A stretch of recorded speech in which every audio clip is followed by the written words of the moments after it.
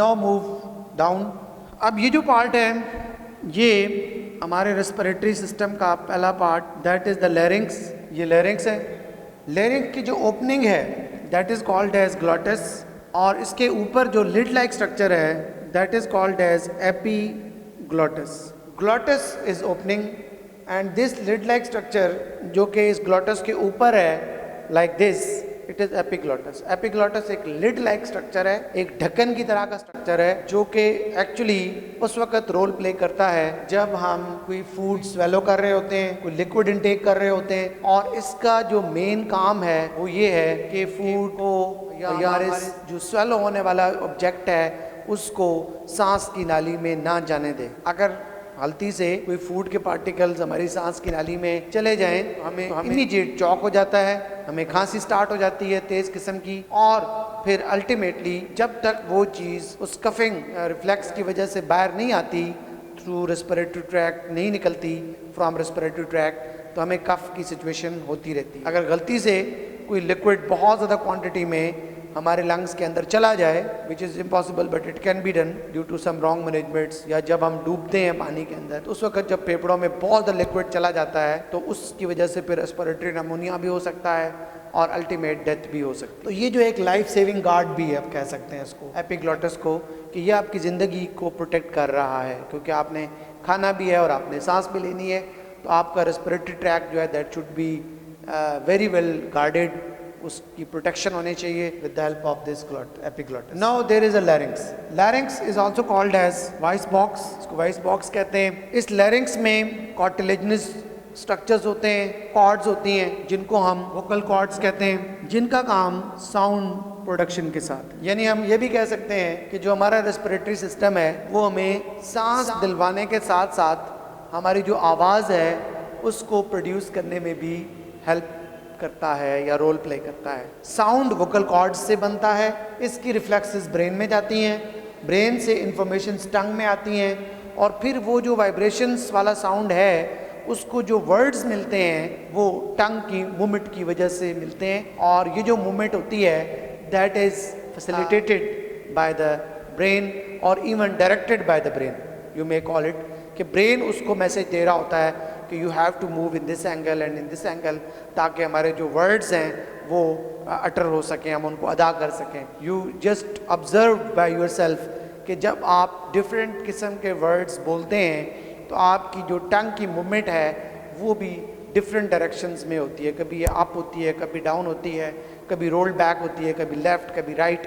तो it's depend on the sound and it depends on the words quality, किस किस्म का जो वर्ड है यू हैव टू स्पीक, तो उसके मुताबिक टंग की मूवमेंट होती है। तो बेसिकली जो वोकल कॉर्ड्स हैं वो वाइब्रेट करती हैं और वो साउंड प्रोड्यूस करती हैं। जो नेक्स्ट पार्ट है इसका that is this pipe like structure that is called as trachea और विंड पाइप। ये विंड पाइप है। ये जो विंड पाइप है ये basically C shape cartilaginous rings से बना हुआ है जिनकी तादाद 15 to 20 होती है, और इस ट्रैकिया के अंदर भी म्यूकस और सिलिएटेड एपिथेलियम मौजूद होता है। इसके सिलिया की अपहिल मूवमेंट होती है और म्यूकस जो है वो ग्लॉटस से निकल के एसोफेगस में चला जाता है। यूं एयर यहाँ पर तो फिल्टर होती है, लेकिन अगर कोई पार्टिकल्स एयर से फिल्टर ना हुए हों तो वो फर्दर फिल्टर होते हैं इनटू दिस ट्रैकिया। फिर ये जो ट्रैकिया होता है ये डिसेंड डाउन होने के बाद चेस्ट कैविटी में दो ब्रांचेस में डिवाइड हो जाता है, राइट और लेफ्ट, जिनको हम ब्रोंकाई कहते हैं। Singular is bronchus, right and left bronchi, और ईच ब्रोंकाई जो होता है that enters into the lungs, ये लंग्स में एंटर होते हैं, राइट और लेफ्ट लंग्स में, जो कि हमारे चेस्ट कैविटी में मौजूद होते हैं लंग्स। अब ये जो ब्रोंकाई हैं ये जब लंग्स के अंदर एंटर होती हैं तो ये फर्दर अपनी सब ब्रांचेस में डिवाइड होती हैं। अगर हम गौर करेंगे तो जो राइट ब्रोंकस होता है ये 3 ब्रांचेस बनाता है, 1, 2 and 3, और लेफ्ट में सिर्फ 2 ब्रांचेस बनती हैं। उसकी वजह यह है कि जो राइट लंग है उसकी हैं 3 लोब्स, 1, 2, 3, और लेफ्ट की हैं 2 लोब्स। तो ईच लोब जो है वो रिसीव करती है इसकी एक ब्रांच को। इनको हम बोलते हैं प्राइमरी ब्रोंकाई में ये जो प्राइमरी ब्रोंकाई होती हैं ये फिर रीडिवाइड होती हैं फर्दर इनटू सेकेंडरी ब्रोंकाई, और फिर वो फर्दर रीडिवाइड होती हैं इनटू टर्शरी ब्रोंकाई में। फिर ये टर्शरी ब्रोंकाई जो होती हैं ये फर्दर डिवाइड और रीडिवाइड होते हुए ब्रोंक्यूल्स बनाती हैं, और फिर ये जो ब्रोंक्यूल्स हैं ये एंड होते हैं into small sac like structures जिनको हम एल्वियोलाई कहते हैं, एल्वियोलाई। अब अगर हम गौर करें यहाँ पे, मैं यहाँ से एक स्ट्रक्चर हाईलाइट कर रहा हूँ, तो ये ब्रोंक्यूल है और ये एक क्लस्टर ऑफ एल्वियोलाई है। This is bronchiole. ब्रोंक्यूल्स के अंदर सर्कुलर मसल्स होते हैं। अब एक एल्वियोलस जो है उसको अगर आप फोकस करते हैं तो आप देखते हैं कि ये एक सैक लाइक स्ट्रक्चर होती है जिसमें वो तमाम फीचर्स होते हैं जो एक रेस्पिरेटरी सरफेस में होने चाहिए। और वो फीचर्स क्या हैं मैं भी आपको बताता हूँ। एक तो ये थिन एपिथेलियम होती है कि इसकी लाइनिंग इतनी थिन होती है, इतनी पतली होती है कि एक्सचेंज ऑफ गैसेस जो है वो इससे हो सके। दूसरा, इसमें मॉइस्ट भी होता है, मॉइस्ट कंटेंट भी होता है, moisture and large surface area होता है ताकि गैसेस लिक्विड में या मॉइस्ट में डिज़ोल्व हो जाएं और फिर उनकी जो डिफ्यूजन है वो ईजिली हो सके। फिर उसके बाद richly supplied with blood capillaries. आप देखते हैं कि इनके गिर्द ब्लड कैपिलरीज का नेटवर्क भी होता है जिसमें एक्सचेंज ऑफ गैसेस होने के बाद ऑक्सीजन बॉडी के पार्ट्स को जाती है और कार्बन डाइऑक्साइड एक्सेल आउट होने के लिए आती है। तो जो एल्वियोलाई हैं ये हम देख सकते हैं कि ये richly supplied with blood capillaries, there is a network of blood capillaries around them. तो जो एल्वियोलाई हैं वो बेसिकली एयर सैक हैं और इनकी तादाद एक लंग्स में अबाउट 700 मिलियंस पर लंग्स एल्वियोलाई होती है। इसी वजह से जो लंग्स की जो स्पॉन्जी नेचर है वो भी डिफाइन होती है और हम कहते हैं कि these are the respiratory surface areas of the lungs.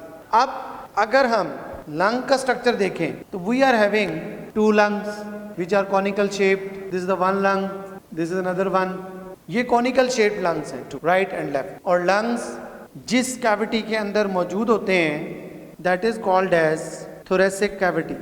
This you can see, ये लंग्स हैं और ये जो है हमारी थोरेसिक कैविटी है जिसमें रिब्स, स्टर्नम मौजूद होती है। लंग्स के दरमियाना जो गैप होता है टू लंग्स का, राइट और लेफ्ट लंग्स के दरमियान में जो गैप है दैट इज कॉल्ड एज मीडियस्टेनम, जहाँ पे मोस्टली हार्ट लोकेटेड होता है। और ये अगर हम राइट लंग्स कहते हैं इसको और इसको लेफ्ट लंग्स कहते हैं, तो राइट लंग जो है उसकी 3 लोब्स हैं और लेफ्ट लंग्स की 2। जो लोब नंबर 1 है दोनों में that is called as superior lobe. Right में जो मिडल लोब है इसको median lobe, middle lobe, and ये जो है दोनों में इंफीरियर लोब है। तो 2 लोब्स जो हैं वो लेफ्ट लंग्स के अंदर हैं और 3 लोब्स जो हैं वो राइट लंग्स। दोनों लंग्स के गिर्द मेम्ब्रेनस स्ट्रक्चर होता है जो कि लंग्स को कवर करता है। ये डबल लेयर्ड होता है, इसकी एक आउटर लेयर होती है और एक इनर लेयर होती है जिनको हम प्लूरा कहते हैं। इन दोनों के दरमियान में फ्लूइड होता है, दोनों लेयर्स के दरमियान में। This is pleural fluid. ये जो फ्लूइड होता है ये लंग्स को ओवर एक्सपेंशन से प्रिवेंट करता है और इसके अलावा जो कोई फिजिकल इंजरी है उसकी इंटेंसिटी को लंग्स तक नहीं आने देता या उसे रिड्यूस करता है, फ्रिक्शन को भी रिड्यूस करता है। इसी की इन्फेक्शन की वजह से इसमें अगर इन्फ्लेमेशन हो जाए, प्लोराइटिस हो जाए, तो आपको कफिंग के साथ साथ चेस्ट में पेन भी होता है। So this is all about the anatomy of our respiratory system. Hilum of the lung, ये डिप्रेशन होता है लंग्स के अंदर जिसको हम हाइलम का नाम देते हैं।